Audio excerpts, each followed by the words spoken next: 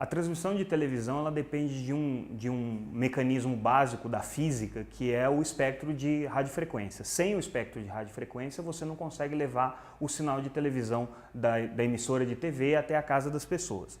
Esse espectro de frequência funciona mais ou menos como uma estrada. O que o governo fez foi dizer que essa faixa de televisão, essa faixa de espectro que hoje é utilizada para televisão, vai passar a ser utilizada para banda larga móvel, para os serviços de telefonia celular e de banda larga em 4G. Então, o que o governo fez? Vendeu esse espectro de frequência para as operadoras de telefonia móvel. A grande dificuldade que você vai ter agora é tirar as emissoras de televisão que hoje ocupam essa faixa, que é o que a gente chama da faixa de 700 MHz, e liberar essa faixa para que ela seja ocupada pela banda larga móvel, que também é um serviço muito importante e muito demandado pelas pessoas. Existe esse período de transição que deve durar até 2018, pelo menos até 2018, com grandes dificuldades para que essa limpeza de faixa aconteça. E sim, no momento em que você liga o serviço de banda larga móvel nessa faixa, e se você ainda tiver gente recebendo sinal de televisão por essa faixa, você pode ter interferências, você pode ter o processo técnico, é muito complexo e pode existir interferência. Da mesma maneira como se você liga uma batedeira em casa e a sua televisão fica com chuvisco. A mesma coisa pode acontecer se você ligar o celular próximo da televisão ou se a transmissão da televisão for próxima da antena do telefone celular. Então você pode ficar sem um dos dois serviços. Para você conseguir resolver esse problema, existe um trabalho de mitigação, um trabalho de evitar que essa interferência ocorra. E existe todo um planejamento para que isso aconteça. Você tem que colocar filtros nos televisores das pessoas, quem recebe com antena externa, antena coletiva, também vai precisar fazer uma adaptação das suas antenas. Então existe todo um planejamento que está sendo feito para que essas interferências não ocorram, mas o risco existe. Sempre que você tem uma limpeza de faixa, que você tira uma determinada empresa ou um grupo de empresas que hoje ocupa uma faixa de frequência e coloca outra empresa ou outro grupo de empresas para ocupar nessa faixa de frequência, sempre quem está chegando é que paga. É como se você estivesse entrando numa casa que já tinha um inquilino anteriormente, então quem está chegando passa a ser o responsável por pintar a casa, arrumar e indenizar o inquilino anterior caso ele não tenha para onde ir. E é exatamente essa mesma regra que está sendo feita no caso da limpeza do espectro. Então, as empresas de telefonia celular, as empresas de banda larga móvel que vão ocupar essa faixa do espectro é que vão pagar essa conta. E é uma conta bem pesada. Hoje o orçamento que está previsto, foi previsto inclusive no leilão de venda dessas faixas de frequência, é de 3,6 bilhões de reais. Isso é muito dinheiro. É um dinheiro que vai ser administrado por uma empresa, que se chama EAD. Essa empresa ela é constituída basicamente pelas empresas de telefonia celular e ela é que vai fazer esse trabalho de mitigação das interferências, que vai cuidar para que todos os domicílios estejam preparados para receber o sinal de TV digital, vai inclusive subsidiar os equipamentos no caso das pessoas que não têm condições de comprar um equipamento de recepção de TV digital. A TV digital, quando ela foi instituída jurídica e tecnicamente no Brasil, quando você chegou a uma definição sobre qual seria o padrão e quais seriam as normas que embasariam o mercado de TV digital, quando houve essa instituição, ficou muito claro que a TV digital deveria ter 4 características principais. Ela deveria ter a capacidade de transmissão em alta definição, ela deveria ter a capacidade de multiprogramação, de mobilidade e de interatividade. Era isso que definiria a TV digital. E, de fato, a tecnologia brasileira permite que essas 4 coisas aconteçam na TV digital brasileira.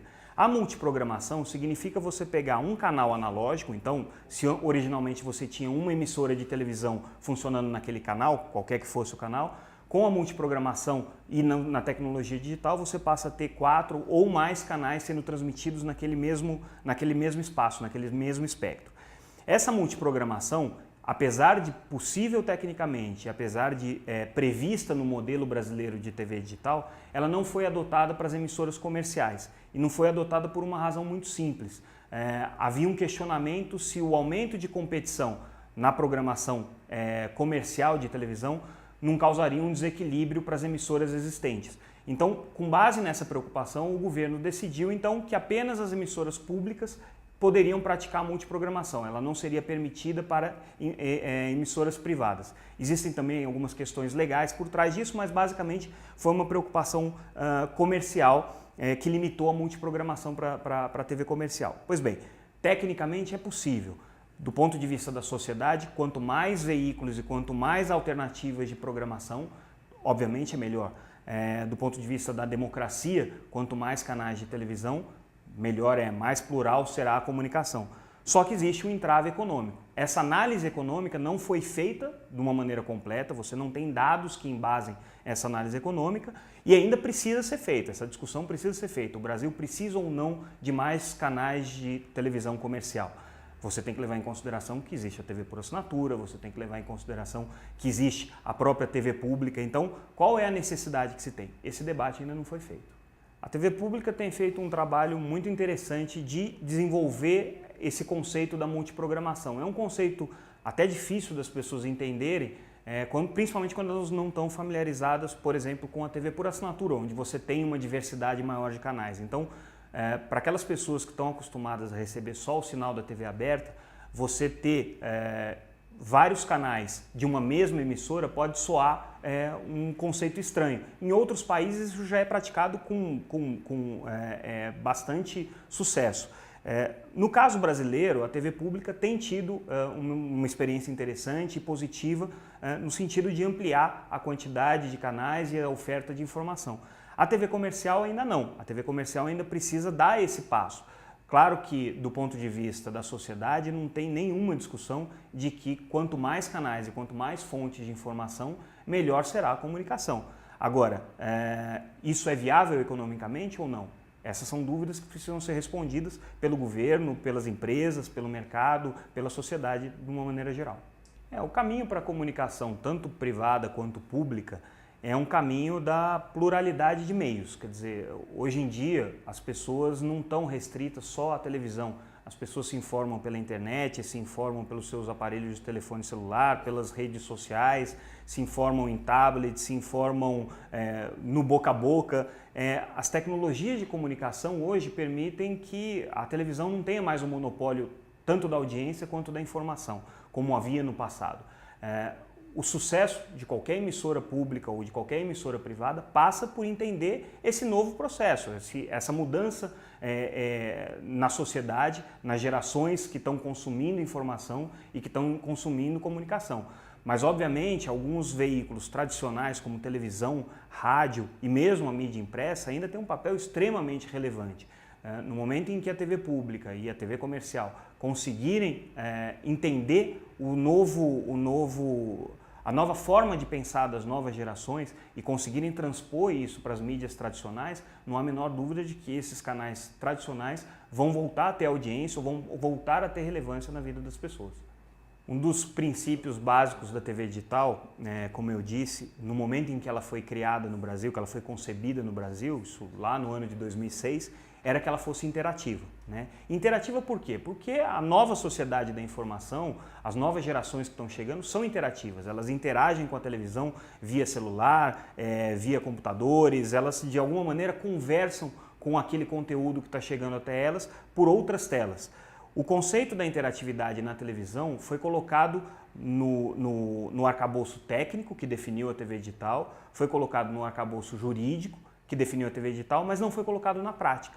O que significa que tanto emissoras de televisão quanto fabricantes de televisão pouca importância deram para a questão da interatividade dentro do padrão técnico que estava previsto para o modelo de TV digital. Agora, a sociedade está mudando também. Talvez aquele conceito que tenha sido desenvolvido em 2006 hoje precise ser complementado. Talvez a interatividade da TV digital precise ser repensada para funcionar também por telefones celulares, também por tablets. Agora, sobretudo, precisa existir um interesse das empresas que prestam serviços de televisão comercial, precisa haver um interesse das empresas que vendem equipamentos de televisão e um interesse do governo e da sociedade de fomentar a interatividade. Hoje esse é um recurso muito pouco utilizado pelas emissoras de televisão, eu diria que praticamente não utilizado pelas emissoras de televisão.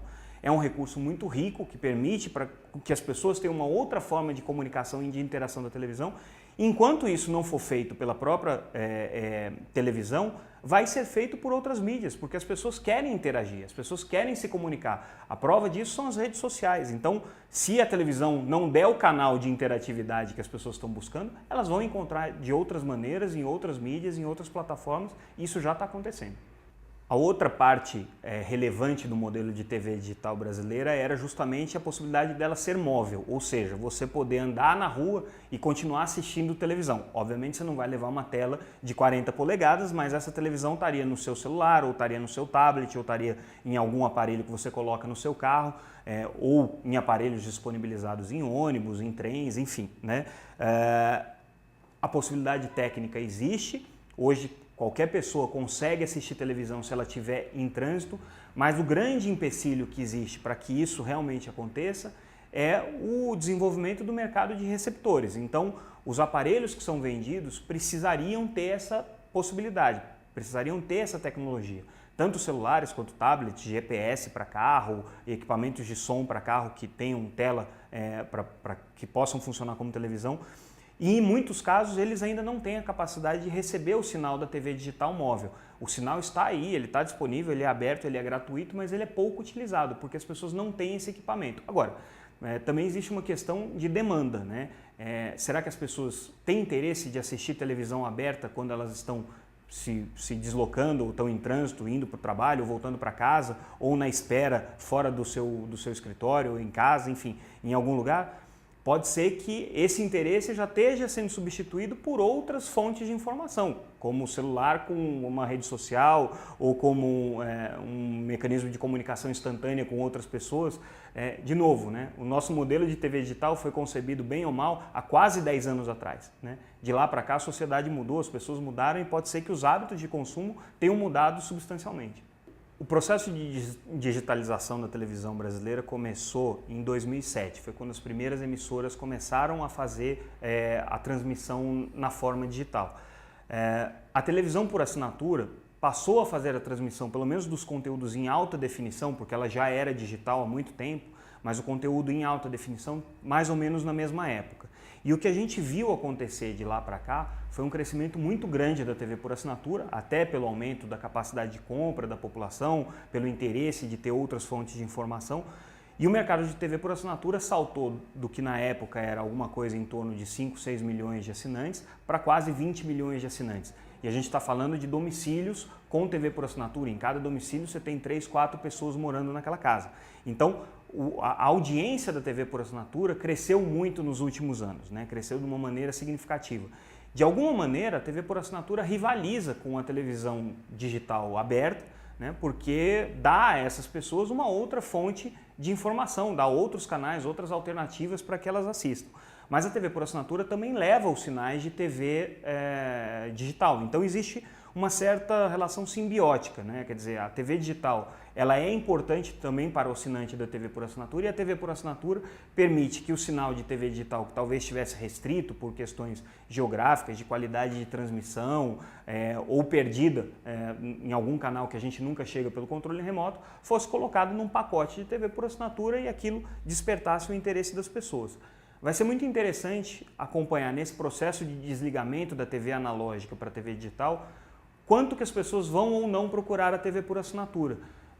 Talvez no momento em que o sinal analógico sair do ar e que as pessoas percebam que a TV não pega mais na sua casa, elas recorram à TV por assinatura. Por quê? Porque é uma forma de você continuar mantendo a recepção com aquele mesmo aparelho de TV que você tem em casa, você só vai ligar num receptorzinho, numa caixinha de TV por assinatura e você vai ter o sinal de televisão ali. Então, nos próximos 2 anos vai ser muito interessante acompanhar essa dinâmica do crescimento do mercado de TV por assinatura em função do fim da TV analógica. Existe um grande paradoxo na TV por assinatura, que é o fato do sujeito pagar uma mensalidade, que muitas vezes é uma mensalidade salgada, né? Não é um preço exatamente barato, instalar uma TV por assinatura em casa e assistir as redes, os canais de TV aberto ou aquilo que está disponível sem ele pagar nada. E por que as pessoas fazem isso?